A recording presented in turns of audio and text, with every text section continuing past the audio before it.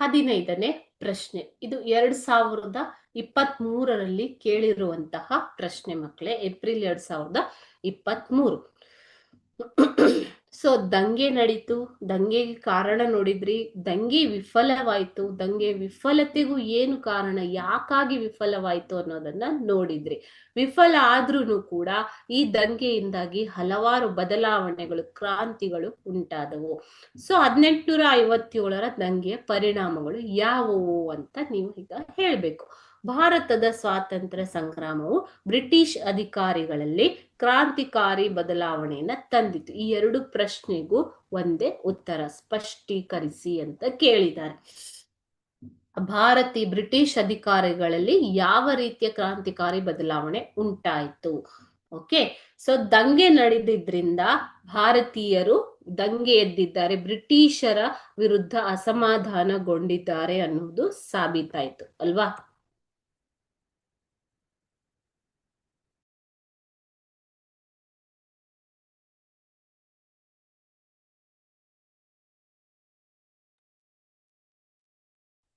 ಹದಿನೆಂಟುನೂರ 57ರ ದಂಗೆ ವಿಫಲವಾದರೂ ಕೂಡ ಬ್ರಿಟಿಷರಿಗೆ ಒಂದು ಮನವರಿಕೆ ಆಯಿತು. ಏನು?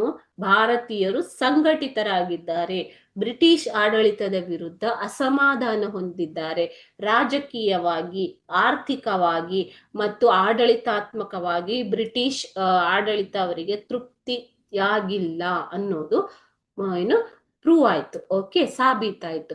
ಸೊ ಇದರಿಂದ ಬ್ರಿಟಿಷರಲ್ಲಿ ಕೆಲವೊಂದು ಬದಲಾವಣೆ, ಕ್ರಾಂತಿಕಾರಿ ಬದಲಾವಣೆ ಉಂಟಾಯಿತು. ಏನು ಪರಿಣಾಮಗಳು ಅನ್ನೋದನ್ನ ನೋಡೋಣ. ಮೊದಲನೆಯದಾಗಿ ಅವ್ರು ಏನ್ ಮಾಡಿದ್ರು, ಈಸ್ಟ್ ಇಂಡಿಯಾ ಕಂಪನಿಯ ಆಡಳಿತ ಕೊನೆಗೊಂಡು ಬ್ರಿಟನ್ ಸಾಮ್ರಾಜ್ಞಿಗೆ ಆಡಳಿತವು ವರ್ಗಾವಣೆಗೊಂಡಿತು. ಓಕೆ, ಬ್ರಿಟನ್ ಸಾಮ್ರಾಜ್ಞಿ ಅಂತಂದ್ರೆ ಬ್ರಿಟನ್ ರಾಣಿಗೆ ಆಡಳಿತವನ್ನ ವರ್ಗಾವಣೆ ಮಾಡಲಾಯಿತು.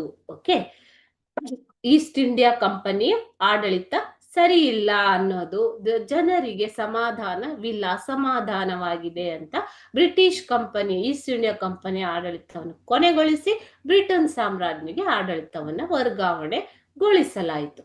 ಎರಡನೆಯದಾಗಿ ಭಾರತದ ವ್ಯವಹಾರವನ್ನು ಬ್ರಿಟಿಷ್ ಪಾರ್ಲಿಮೆಂಟಿನ ಭಾರತದ ವ್ಯವಹಾರಗಳ ಕಾರ್ಯದರ್ಶಿಗೆ ಒಪ್ಪಿಸಲಾಯಿತು. ಭಾರತದಲ್ಲಿ ನಡೆಸ್ತಕ್ಕಂತ ಇದ್ದಂತಹ ವ್ಯವಹಾರಗಳನ್ನ ಬ್ರಿಟಿಷ್ ಪಾರ್ಲಿಮೆಂಟಿನ ಭಾರತದ ವ್ಯವಹಾರಗಳ ಕಾರ್ಯದರ್ಶಿ ಆತನಿಗೆ ಒಪ್ಪಿಸಲಾಯಿತು. 1858ರಲ್ಲಿ ಬ್ರಿಟಿಷ್ ಸಾಮ್ರಾಜ್ಯಕ್ಕೆ ವಹಿಸಿದ ಮೇಲೆ, ಸಾಮ್ರಾಜ್ಞಿ ಅಥವಾ ರಾಣಿಗೆ ವಹಿಸಿದ ಮೇಲೆ 1858ರಲ್ಲಿ ಬ್ರಿಟನ್ ರಾಣಿಯು ಭಾರತದಲ್ಲಿ ಒಂದು ಘೋಷಣೆಯನ್ನ ಹೊರಡಿಸಿದರು. ಆ ಘೋಷಣೆಯನ್ನ ಏನಂತ ಕರೀತಾರೆ ಮಕ್ಕಳೇ? ಮಹಾಸನ್ನದು ಅಂತ ಕರೀತಾರೆ ಅಲ್ವಾ? ಮಹಾಸನ್ನದು ಅಥವಾ ಮ್ಯಾಗ್ನಾ ಕಾರ್ಟಾ ಅಂತ ಕರೀತಾರೆ. ಸೊ ಆ ಒಂದು ಮ್ಯಾಗ್ನಾ ಕಾರ್ಟಾವನ್ನ ಅಥವಾ ಘೋಷಣೆಯನ್ನ ಬ್ರಿಟಿಷ್ ರಾಣಿ ಹೊರಡಿಸಿದರು. ಆ ಘೋಷಣೆಯ ಪ್ರಕಾರ ಕಂಪನಿಯು ದೇಶಿ ರಾಜರೊಂದಿಗೆ ಮಾಡಿದ ಒಪ್ಪಂದಗಳನ್ನ ಅಂಗೀಕರಿಸಲಾಯಿತು.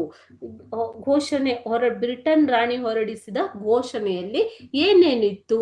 ಮೊದಲನೇದಾಗಿ ಈಸ್ಟ್ ಇಂಡಿಯಾ ಕಂಪನಿಯು ಏನು ದೇಶಿ ರಾಜರೊಂದಿಗೆ ಒಪ್ಪಂದ ಮಾಡಿಕೊಂಡಿತ್ತೋ ಆ ಒಪ್ಪಂದಗಳನ್ನ ಅಂಗೀಕರಿಸಲಾಯಿತು. ಮೊದಲನೆಯ ಒಂದು ಕಂಡೀಷನ್. ಓಕೆ, ಎರಡನೇದಾಗಿ ಪ್ರಾದೇಶಿಕ ವಿಸ್ತರಣೆ ಅಪೇಕ್ಷೆಯನ್ನ ಕೈ ಬಿಡುವುದು. ಪ್ರಾದೇಶಿಕ ವಿಸ್ತರಣೆ ಅಂತಂದ್ರೆ ಭಾರತದಲ್ಲಿ ಬೇರೆ ಬೇರೆ ಪ್ರಾಂತ್ಯಗಳನ್ನ ವಶಪಡಿಸಿಕೊಳ್ತಾ ಹೋಗಿ ಸಾಮ್ರಾಜ್ಯವನ್ನ ವಿಸ್ತರಣೆ ಮಾಡಿದ್ದು.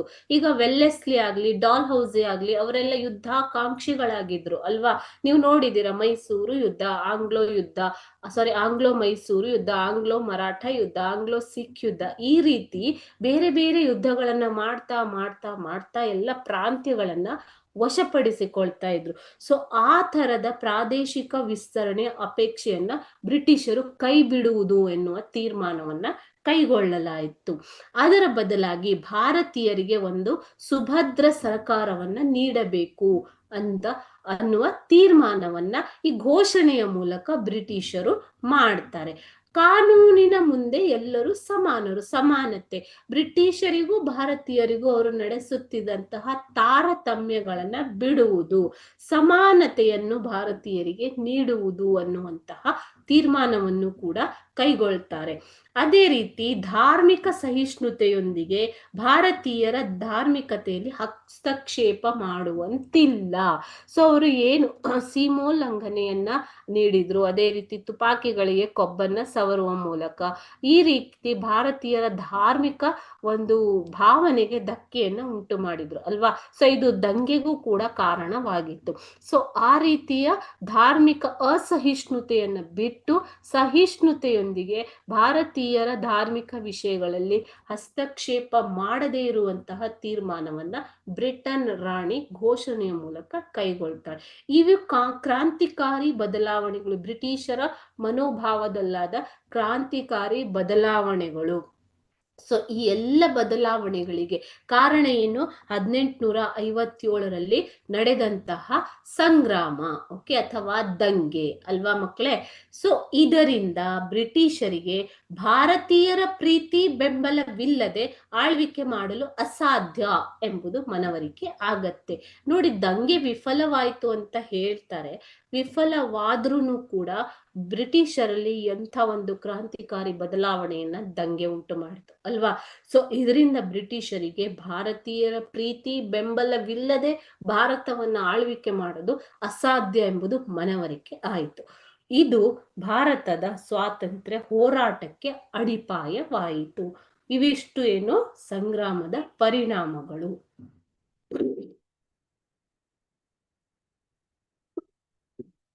ಈ 1857ರ ಪ್ರಥಮ ಸ್ವಾತಂತ್ರ್ಯ ಸಂಗ್ರಾಮವು ಭಾರತದ ಮುಂದಿನ ಸ್ವಾತಂತ್ರ್ಯ ಹೋರಾಟಕ್ಕೆ ಅಡಿಪಾಯವನ್ನ ಹಾಕಿ ಕೊಟ್ಟಿತು.